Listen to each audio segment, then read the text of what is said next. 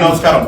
ఈరోజు print media, electronic మీడియాకు ఈరోజు రైల్వే కోడూరు ఎమ్మెల్యే గారి మీద వచ్చిన దుష్ప్రచారంపై ఆ కన్న తల్లిని ద్వారా మీకు తెలియజేయడం జరుగుతోంది.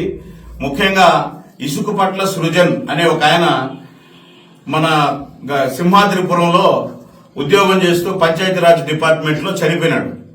చనిపోతే మానవతా దృక్పథం కింద ఆయన కూతురైనటువంటి వీణ అనే ఆమెకు మొట్టమొదటి పోస్టింగ్ రైల్వే కోడూరులో ఇచ్చారు.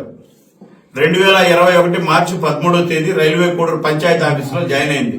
2 ఏళ్లు ప్రొబేషనరీ పీరియడ్ అయినా ఈ రోజుకి 5 ఏళ్లైనా ఇంతవరకు ఆ అమ్మాయికి సర్వీస్ రిజిస్టర్ కాల.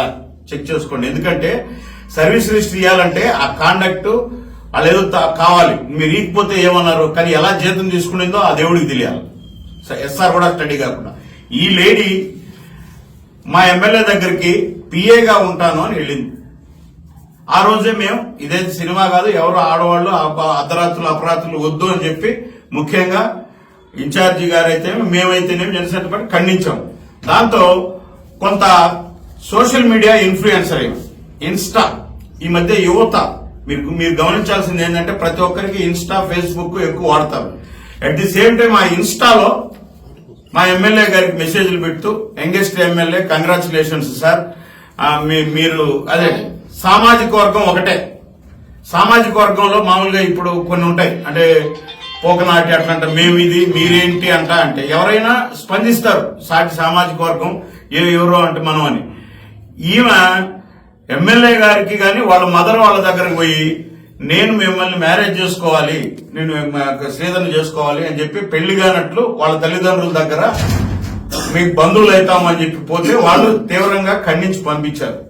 ఆ రోజు నుంచి శ్రీధర్ తో చాటింగ్ చేస్తూనే వీళ్లతో విపరీతంగా ఫోన్లు చేస్తూ కొంచెం టార్చర్ పెట్టింది. ఎటువంటి టార్చర్ అంటే అటువంటి టార్చర్. ఆమె నేను హిస్టరీ చెప్పను గాని ఆమె ఈ విషయం తెలిసినాక మా బాధ్యతగా తీసుకొని నేను ఒకసారి ఆమెకు ఫోన్ చేశాను. అమ్మాయి ఏంటిది ఇలా వస్తున్నాయి, ఇది ఒక ఎంప్లాయ్ గా చూసుకోండి అంటే ఆ అమ్మాయి దగ్గర నుంచి వచ్చిన ఆన్సర్ ఏం తెలుసా, అన్నా మీరు కూడా ఇంత ఎడ్యుకేటెడ్ గా ఉండి ఇట్లా మాట్లాడతారా, I have good husband with golden child అని చెప్పింది. నాకు ఒక మంచి భర్త ఉన్నారు. ఎవరంటే అమ్మమ్మ సారీ అమ్మ బయట మాట్లాడుకుంటున్నారు కాబట్టి చెప్పాను, అలా కాదు అని చెప్పి ఒక ఆడబిడ్డగా చెప్పాను.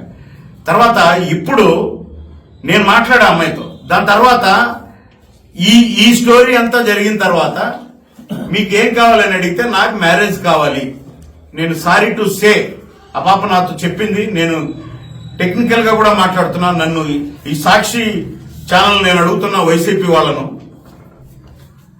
సాక్షి మార్క్ కల్పిత గాథలు, బులుగు మీడియా చీప్ పాలిటిక్స్ ఇలానే ఉంటాయి. ఆంధ్రప్రదేశ్ రాజకీయాల్లో ముందు బురద చల్లు, ఆ తర్వాత సాక్ష్యం వెతుకుదాం అనే పాత చింతకాయ పచ్చడి సిద్ధాంతానికి సాక్షి టీవీ మరియు వారి వైసీపీ సోషల్ మీడియా బ్యాచ్ మరోసారి పదును పెట్టింది. రైల్వే కోడూరు జనసేన ఎమ్మెల్యే అరవ శ్రీధర్పై సాక్షి వండి వార్చిన కీచక పర్వం కథనం చూస్తుంటే అది ఒక జర్నలిజం నివేదికలా కాకుండా ఆస్కార్ లెవెల్ ఫ్లాప్ సినిమా స్క్రిప్ట్లా అనిపిస్తోంది. ఒక మహిళను స్క్రీన్ ముందుకు తెచ్చి కన్నీళ్లు పెట్టించి ఆరోపణలు చేయించడం అనేది బులుగు మీడియాకు వెన్నతో పెట్టిన విద్య. కానీ ఆ ఆరోపణలకు బలం చేకూర్చే ఒక్క ఫారెన్సిక్ ఆధారిత వీడియో కానీ ఆడియో కానీ సాక్షి దగ్గర ఉందా అంటే నిల్. అవేమీ ఉండవు. ఉన్నవన్నీ బ్లర్ చేసిన ముఖాలు, టైం స్టాప్లు లేని వాట్సాప్ చాట్లు.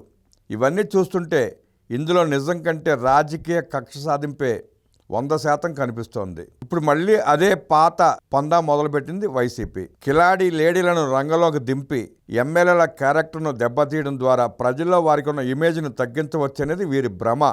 ఈ రోజుల్లో సామాన్య ప్రజలకు కూడా ఏది నిజమైన వీడియో, ఏది ఏఐ సృష్టించిన డీప్ ఫేక్ అనే అవగాహన పెరిగిందనే కనీస జ్ఞానం ఈ చీప్ బ్యాచ్కి లేకపోవడం విచారకరం.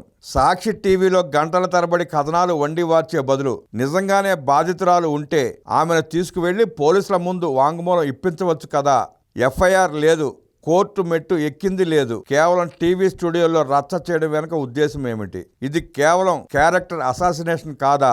తెల్లవారుజామున గొడ్డలిపోటు అని తెలిసిన బావా మరదలు పులివెందుల తలకాయ కూర ముచ్చట చెప్పుకున్నాం అనే కథను అల్లి దాన్ని గుండెపోటు అని నమ్మించడానికి ప్రయత్నించిన ఘన చరిత్ర వీరిది. పోస్ట్ మార్టం నివేదిక రాకముందే తీర్పులిచ్చి ఈ బులుగు మీడియా నుండి నిష్పాక్షిక జర్నలిజం ఆశించడం ఎడారిలో మంచినీళ్ల కోసం వెతకడం లాంటిదే. సాక్షి టీవీలో తన పేరులోని సాక్షి అనే పదానికి న్యాయం చేయాలంటే కల్పిత గాథలు మానేసి వాస్తవాలను ప్రసారం చేయాలి. కుక్కతోకర వంకర అన్నట్లు మారడం తమ వల్ల కాదని వారు నిరూపించుకుంటున్నారు. ప్రజలు గమనిస్తున్నారు. ఇలాంటి చీప్ ట్రిక్స్ చేసే బ్యాచ్కి కాలమే సమాధానం చెబుతుంది. నిజంగా బాధితురాలు అని చూపిన ఆమె 25 కోట్లు కావాలని బ్లాక్మెయిల్ చేయడం గట్రా తెలియకుండానే వెంటనే వైకాపా ఎమ్మెల్సీ వరదు కళ్యాణి జనసేన తమ ఎమ్మెల్యేని సస్పెండ్ చేయాలని కోరడం చూస్తుంటే ఇదంతా ప్లాన్ ప్రకారం జరుగుతోందని అర్థమవుతోంది. సాక్షి ఈశ్వర్ పురిటి నొప్పులతో పడ్డ పాట్లు చూసి జనం నవ్వుకున్నారు. గోరంట్ల మాధవ్ గంట అరగంట ఇటీవల అనంతపూర్ వైకాపా కామ పిశాచాల వీడియోల వరకు మైమర్చి చూసిన వరదు కళ్యాణి ఈశ్వర్ అప్పుడు ఇలా ఎందుకు స్పందించలేదు? ఇది కల్పిత గాథ కాకపోతే, సాక్షి మార్క్ చీప్ పాలిటిక్స్ కాకపోతే ఒక ఎమ్మెల్యే తన చుట్టూ ఉన్న సిబ్బందిని, బాడీగార్డుని, ప్రజల్ని మైమరిపించి ఇలాంటి వేషాలు వేసే అవకాశం ఉంటుందా అన్న కనీసం జ్ఞానం కూడా లేకుండా కట్టు కథలు, అభూత కల్పనలు వండి వార్చడం సాక్షికి అలవాటైపోయింది.